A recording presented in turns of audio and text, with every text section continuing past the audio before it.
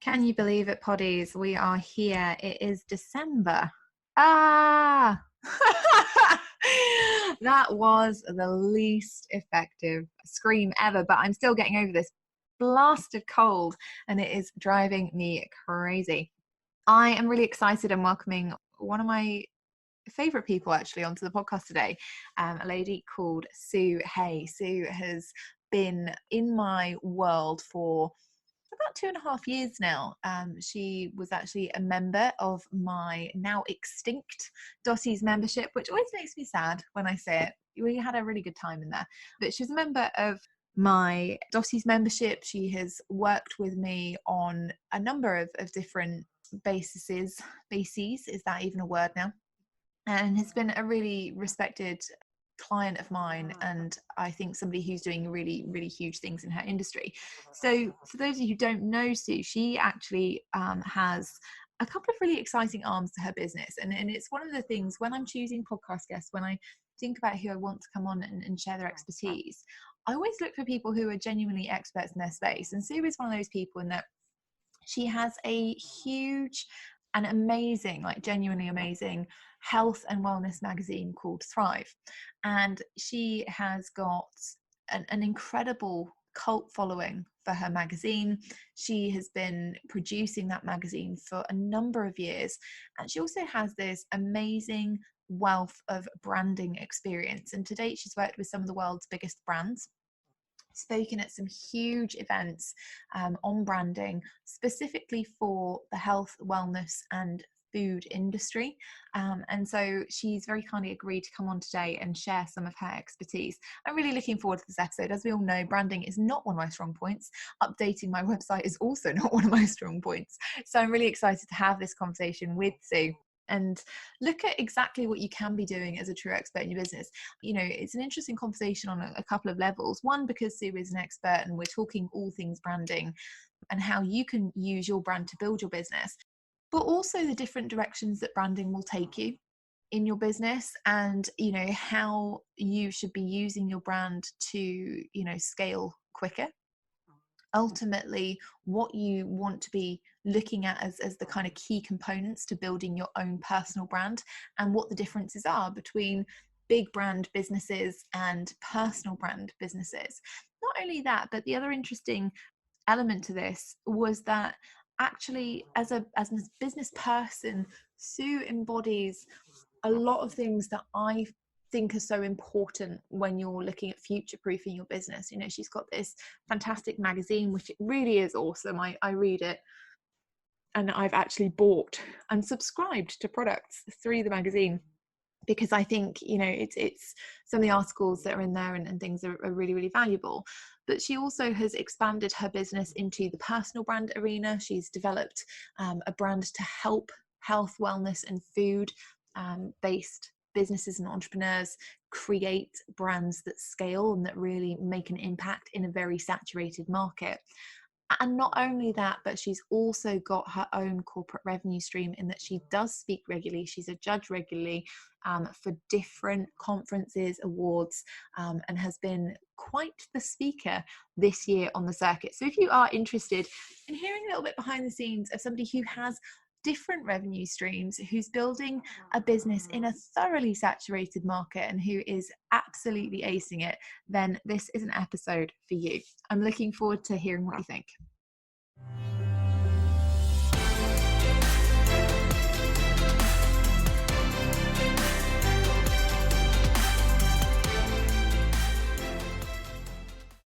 Okay, Poddies, how exciting is this? It's not often that I get to have somebody come onto the podcast, I would say from a different country, but Wales is just down the road from me. So please join me in welcoming the lovely Sue Hay onto the podcast. Welcome, Sue.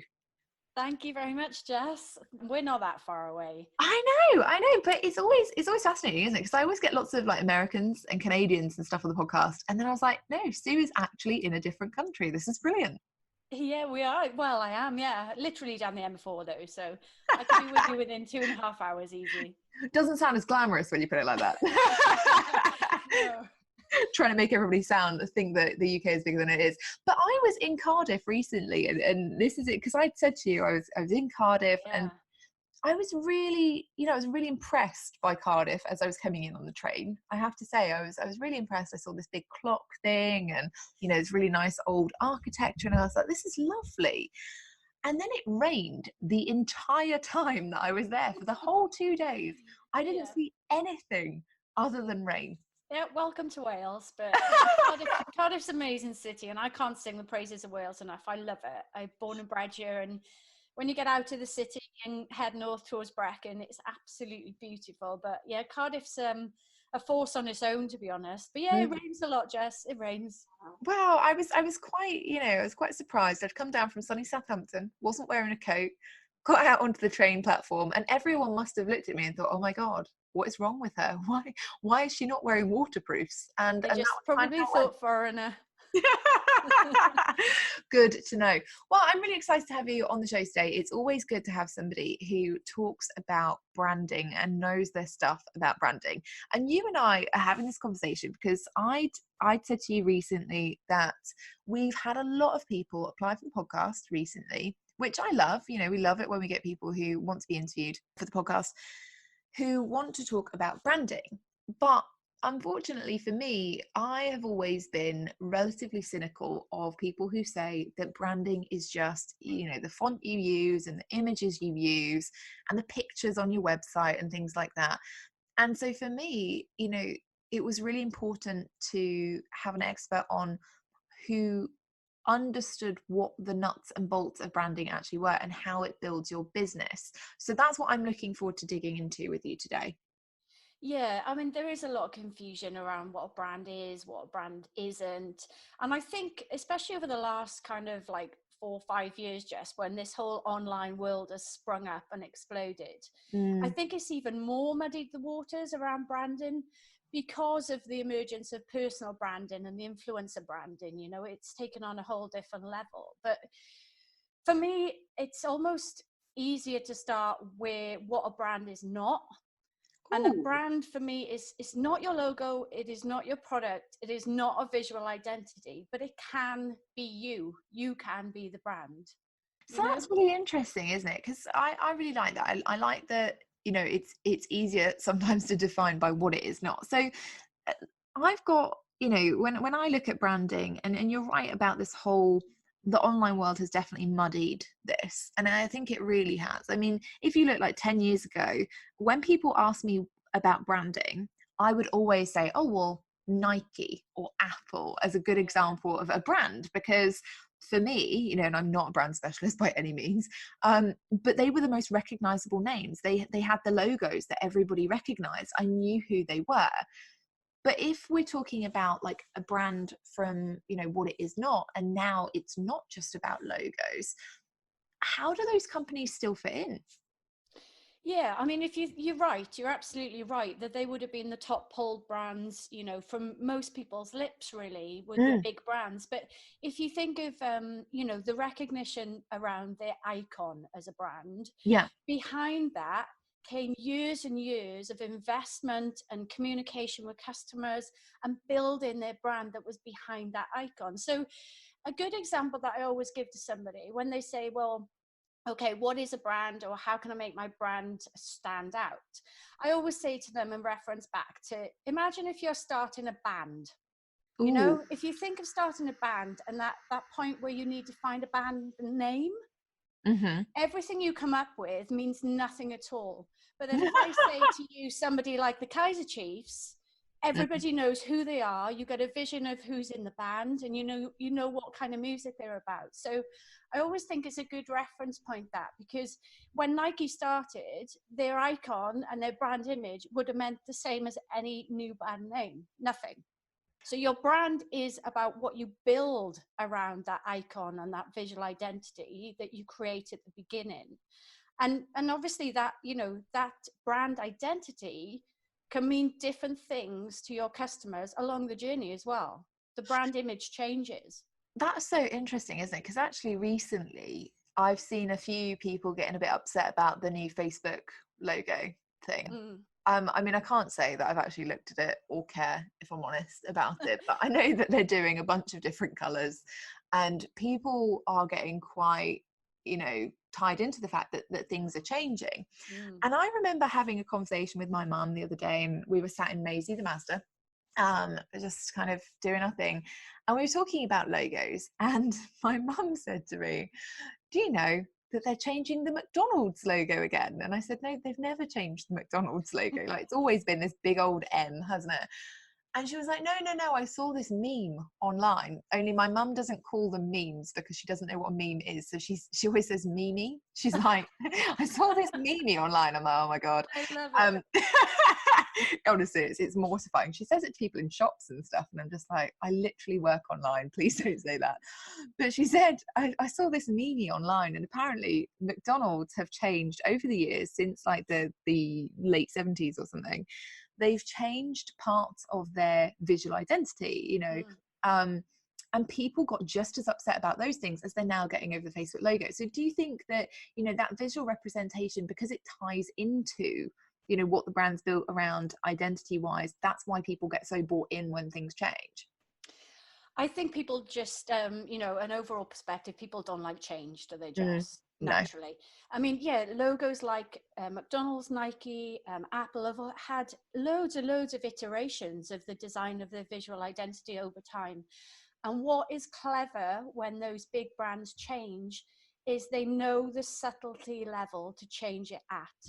If McDonald's suddenly came out and turned the double M blue, people are going to really rebel. And it's because of that big wide gap of change. So this is what big brands do very well. They know how subtle to make those changes.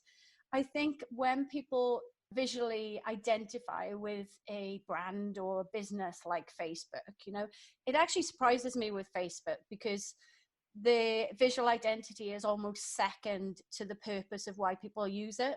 They go onto the platform. It could have anything in that top right corner. They use in the platform first. But when it comes to changes like that, I think it's a deeper level of people just don't like change. And also, I really think that people just like to have a conversation around change happening as well. Well, it's interesting, isn't it? Because I think it's, when you were talking about personal brand earlier, and the online space kind of helping people to develop this personal brand, I see a lot of people, and I've done this myself 100%, where people have like rebranded, using air quotes for everybody that can't see me, but where they've rebranded and their brand looks entirely different than it did before. The messaging is different, the colors are different, the visual identity is different. And it's almost like, the only way I can ever describe it is like when a kid goes from primary school to secondary, or secondary to college, and they like reinvent themselves every time, they get a new haircut or whatever, and they can become a different person. And that's the thing that I find difficult to navigate around, the difference between a business brand and a personal brand, because it seems like with personal branding, people have this desire to just rebrand themselves every couple of years, be completely different, use different messaging. Suddenly they've gone from like pastel colors and photo shoots in front of the Eiffel Tower to using like boss babe bitch kind of language, and they're rebelpreneurs, and they've got like black, websites and red websites and all this kind of thing. And I find that really difficult to navigate, because it's like almost the person has just changed entirely, and I don't know whether I resonate with them anymore. Yeah, absolutely with you. I mean, yeah, personal branding follows trends, but for me, out of all of the brand archetypes, if you're branding yourself as a personal brand, you have to be 100% authentic under any visual changes, under any identity. So whether you change your logo from black to red to pink to striped, underneath that, people more than any other brand archetype are dealing with you. So for these people who change on a visual level, they need to still be authentic in what their brand mission is and who they're connecting with underneath, because that way that visual change doesn't have such a disruption as such.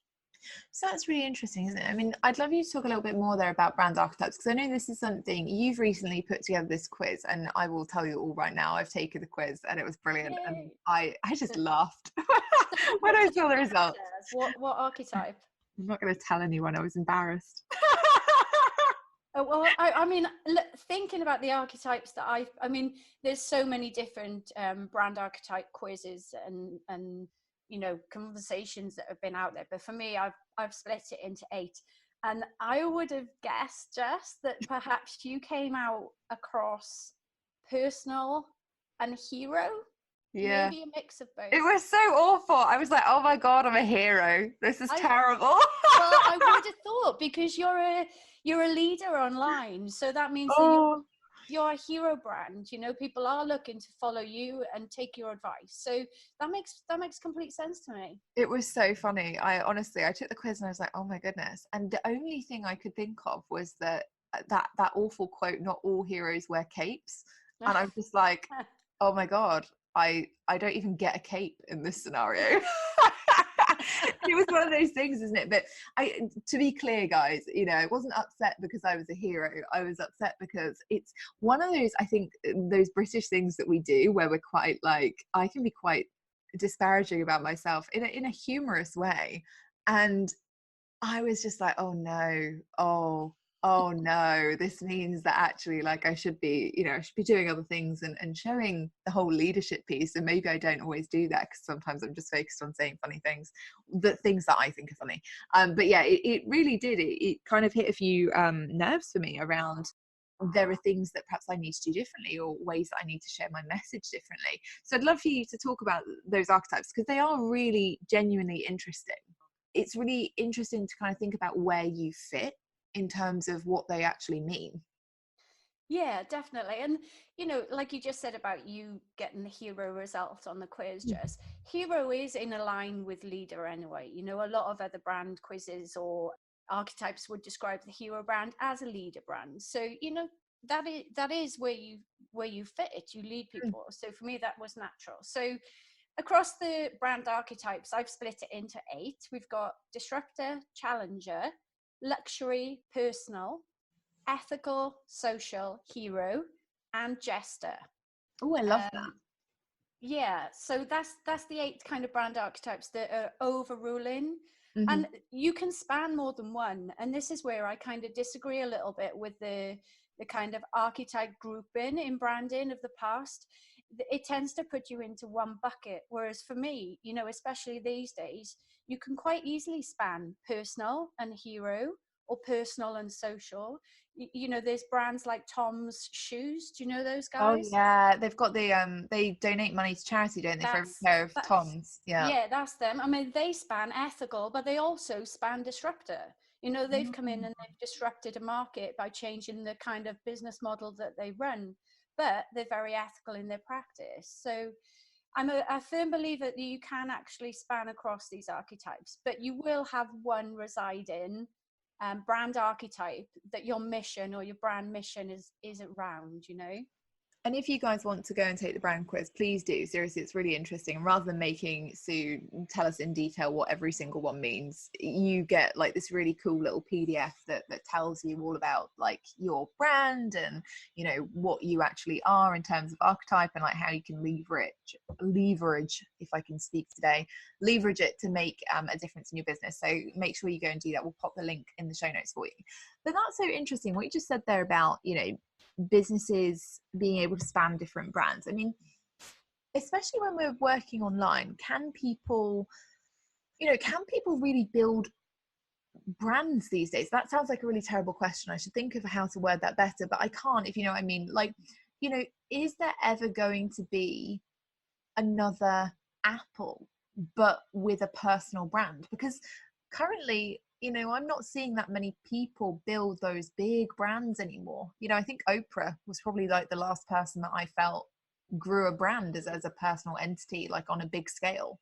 Yeah, very good example. And she's still growing that brand. And, her brand has even evolved over the years greatly as well. So Wow. I believe they can. To answer your question, yeah, I do believe they can, both in the kind of personal brand space, but also in the business brand space.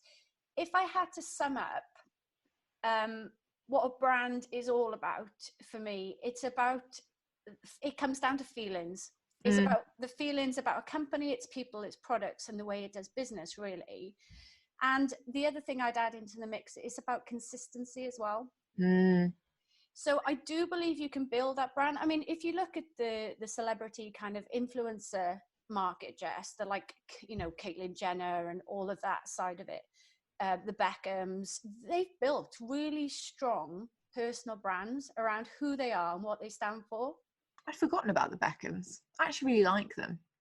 It's just a side note, but I do. I think, you know, as a family, you're right, they've built this amazing brand, you know, and as a family, but also as individuals, you know, if you look at even their kids now, like they're building these personal brands of their own, and they're doing these things. And it is interesting to think about how, you know, a personal brand becomes a business brand and vice versa. You know, that's such a good example in that obviously Victoria Beckham has been out there for years. I mean, she's got like a fashion line, she's got perfume, she's got a bunch of other stuff, also amazing cheekbones, which I'm very, very jealous of.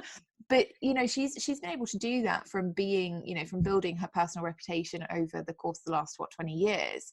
And that's something we don't necessarily see that often. You know, does that take like a special person to do, or is this something that everybody could do if they just actually focused on building that identity visually and, you know, with their message, and kind of put it out into other spaces? Yeah, absolutely. I believe, I mean, I don't think there's a better time within our history, with all the uprise of online and how easy it is to connect and communicate with people. Anyone could really build that personal brand now. All it's about is consistency. For me, consistency, authenticity, Mm. and exposure. You know, those are the three things that I think, and you need to stick to that authenticity to get authentic exposure as well. But yeah, definitely we're seeing influencers that are right. I mean, another example, so I don't know if you watch Strictly Come Oh, Dancing. I've been known to catch Strictly Okay, on a Saturday night. so stick with me. It's a bizarre one, but I mean, one of the contestants on this series is an online influencer who would never have been known by anyone, who was not on the online world, but has a huge following of about 2 or 3 million, I think. You know, and that has now got her mainstream exposure within TV, and she'll probably go on to build that brand further. So in that world, it is about building your personal brand, but then, like Victoria Beckham has, where can you apply that personal brand into a business brand or product line? So the opportunities are so vast, they really are. That's so interesting, isn't it? Because obviously before we had this huge like wave of technology, you know, with things like YouTube and social media and all that kind of stuff, it was really hard for the average person to, you know, in kind of quotes here, get famous, right? You couldn't sit at home and record a video and then be a viral sensation on YouTube. I will never ever forget the woman who bought the Chewbacca mask like a couple of years ago. She Oh, bought yes. was it Chewbacca or something, and she did like a Facebook live and she was talking and she couldn't stop laughing. Yeah. And she's now, you know, she's got sponsorship deals and all that kind of stuff just from being herself. And like you say, it is that authenticity piece. And also I love what you said there about exposure. I think in the online world, everyone talks about visibility a lot. They're like, oh yeah, visible. Like, how do I get visible? But I love that you've said exposure rather than visibility, because they're very different things in Yeah. my eyes. No, they definitely are. I mean, you know, you could be visible, Yeah. like the lady who you just referenced with the Chewbacca outfit. You can be visible for a very short period and rise to that kind of level of people seeing you. But for me, exposure is a longer term thing. Mm, So when you've got that exposure and people know who you are off the back of you building your personal brand, you've got longevity in it for me. mm. They are very two different things. And that's so interesting because you've actually done this the other way around. Like, what I really love about your business is that you developed a business brand first. For those of you who don't know, Sue has a magazine called Thrive, and it's huge in the health and wellness space. And so you built this like big business brand beforehand, and then what you've done as a result of that is gone on to build your own personal brand to help, you know, these health and wellness focused entrepreneurs build their own brands in what's arguably a really saturated space. So would you be able to talk us through like what that journey looks like? Yeah, do you know what? Thank you, Jess, because I don't think I've sat down and thought before deeply that I've done it in reverse. Always the objective perspectives. Let me tell you, there is a reason why. I've just never sat down and thought about it. So yeah, I mean, my background is design and then into brand communication and brand management, and I qualified in it way back the years. So through my corporate career, I was working around brands and building brands all the time. For me, there was a big change in 2013 when I came off the corporate wheel, or fell off the corporate wheel, because I was just got quite ill. Changed direction and looked into nutrition and health. At that point, I retrained in holistic nutrition, done a diploma because I really wanted to understand and have the authority in that area, you know. And that is the point of when Thrive as a brand and as the magazine kind of came about. So my determination when I started this was about connecting with the right audience, the right people who needed the information that I had. That was number one. Number two was to build a brand that really had an ethical core. That was number two. And I still, you know, I stand by that firmly. And then from off the back of building Thrive as a worldwide magazine, you know, I started having other brands coming to me within the health, the food, the fitness space and saying, look, we can see you've built a really strong brand here. Will you work with us to build our brand and work and help us connect deeper with customers, you know? So it's come on the, yeah, you're right. It's a flip reversal really of what we've just been talking about with Beckham's and that kind of side of it. I've done the business brand, but then got recognized for building that brand and then gone into working with other brands. And then off the back of that, my own kind of personal branding is now gaining the authority for who I am behind the brand, you know? So it's an interesting way it's come about. That's brilliant though, isn't it? Because it's so, one of the things that people often say to me is, well, I can't use the experience or things that I've learned elsewhere when I come into my own business and stuff like that, because they're like, oh, it's not relevant or it won't match my brand or anything. But actually, you know, if you look at your journey, that's exactly, you know, it is all relevant. You know, you're bringing in, it's kind of like the, I don't know, the life cycle. Everything contributes to where you are now. So actually it makes it much easier to bring into the brand. Yeah, definitely. I think we all rely on, you know, whether you've done a complete change in the business area you're in or not. I think we all rely on what we've learned in the past, and whatever has happened in the past forms part of where we are now. I'm a firm believer in that. So yeah, mine is a direct correlation. You know, I've come from branding, then I've gone into the health, the food, the fitness space. I'm still using my education and my learnings and everything I've built up around branding. And, you know, I guess that everybody will do that when they come to launch their own business. They're just leaning on the experience they've had before. And whether that's turned in a slightly different direction, it's still there and it's still relevant information for them to use in business. And it's so interesting, isn't it? Because you've worked with some incredible brands over the last couple of years, even that I've known you. You know, you were just speaking at, is it Food Matters Live? I'm going to get it wrong. Food Matters Live, yeah, Excel. I'm like, I'm always wary before I say these things, just in case. But, you know, you've spoken on some major panels, you've judged some huge brands, and you've worked with huge brands. Even this year, you've been around traveling over to Amsterdam, which I was very jealous of, just as an FYI. I was very jealous. I've always had a hankering to go to Amsterdam. Have you not been? No, I've not. Jess, that's your next trip. It's an amazing city. I know, this is the thing. I've got to start doing it. But it's that kind of thing where you've done all of this, and yet it's so interesting because, and I always find this, the people who know the most are always the most humble about what they've done.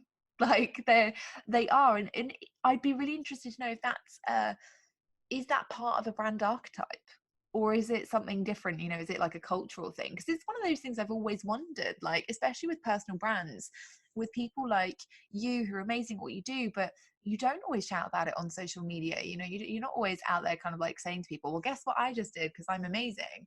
You know, is that a brand archetype thing, or is it something else? Is it, you know, something that we pick up societally or culturally? Oh, yeah, such a good question. So for me, I think that's less of a brand archetype and who you are as a brand. I think that comes down to more of, who you are as a person, I guess. And I agree with you that sometimes the people who are most humble, I Mm. tend to gravitate to those people too.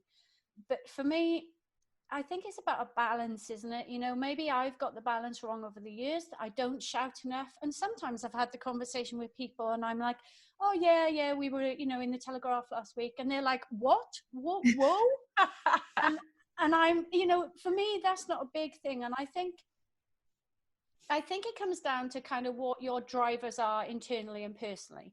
And for Mm. me, it's about connecting with people and doing, might sound cheesy, but a greater good for everybody. Mm. So for me, I'm interested in hearing about other people, their stories, what they've been doing. So sometimes I literally do forget to say what I've been doing with my business and myself. I'm just so intrigued in the growth of others, I guess. And that's really nice, isn't it? It actually also makes, people like that are always good salespeople. When you're more interested in other people, it's much easier to sell because they will tell you more. So you develop that rapport quicker, you have empathy quicker, you're able to identify the pain points quicker. But I do think it's an interesting one, and I'm really like, I'm really glad in a way that you've said it's not to do with like a brand archetype, because otherwise there'd be all these people out there like, oh my goodness, well, I'm this brand archetype, so I must just eat humble pie and that kind of thing. And that's always the worrying thing, isn't it? You kind of you resonate with a certain definition, and then you kind of feel like you have to behave in that way. And that's what's interesting about your brand archetypes, in that you can span a couple. So something feels good, you do that, and if something else doesn't, you avoid it like the plague. Yeah, definitely. And you know what? This is why I think I get so enthused with working with startup brands in the food Mm. space, is because I've worked with the bigger brands like, Alpro, Mars, those guys. I've worked with them. And although it's fascinating to see a different perspective from the corporate brands and the corporate world like that, when you have somebody who is literally, their brand is their pure passion, and they have started that to solve a bigger problem in the world, that is do or die for them. And the enthusiasm that I get from hearing that brand story and what their brand mission is and what they want to change, it rubs off, and Yeah. it's just so nice to work with these startup companies that are coming through now. Oh, I love that. Thank you so much for coming on today. Genuinely, this has been so interesting, and I know that everyone's going to be like, I have to know what my archetype is now. So where can people find you if they want more Sue in their life, if they're thinking, I need to build my brand, whether it's personal, hero, social, ethical, disruptor, challenger, or I've definitely forgotten one, but I tried my best. Look at that. No, definitely the best place to start is go across, take the quiz, and you can find the brand quiz at thrivebrandacademy.com, or if you go to thrive-magazine.co.uk, and then the brand quiz is available on the website. So yeah, just head over to the website, but I'm also on Twitter, Instagram, if anyone wants to get in touch. And Sue has like a zillion followers on all of her social platforms. Honestly, it's mortifying. I always look at your social platforms and I'm like, Jesus, I should really work on like growing some of these, but time, effort, energy, and I'd rather energy is the big one. Thank you so much for coming on today. Seriously, you've been amazing. Guys, if you have enjoyed this episode, please make sure that you do go ahead and download the brand quiz. Like I say, it is really, really good. I've done it, and a couple of my friends have done it, and all said that it's been really, really accurate. So if you are interested, make sure you go and you complete the brand quiz, because it's really interesting. And if you've enjoyed the episode, obviously do share on social. Sue and I both on Instagram. Ostensibly, I'm also on Twitter with my 800 followers. Thank you if you are one of them. You're incredibly loyal because I never post anything. But if you do want to share your key takeaway from this episode, make sure you head over onto social and let us know. I'll see you in the next episode.